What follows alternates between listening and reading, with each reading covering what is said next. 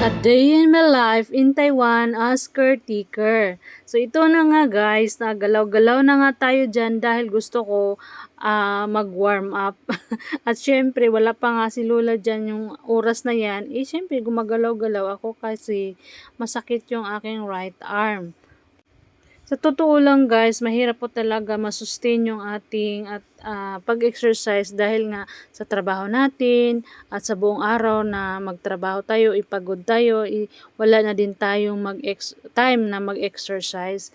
At yung goal ko kasi guys is ngayon kasi is nasa 55 kilogram ako.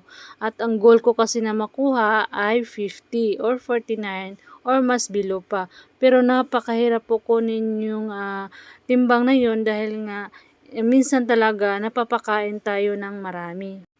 Kaya ang ginagawa ko talaga is nag-less na lang ako ng mga like rice or yung mga soft drinks na mostly yun nagpapataas ng timbang natin dahil nga nagpapadagdag yan ng cravings natin at nagkakaroon tayo ng masaganang pagkain at yun nga nakakapagpataba din yun sa ating katawan.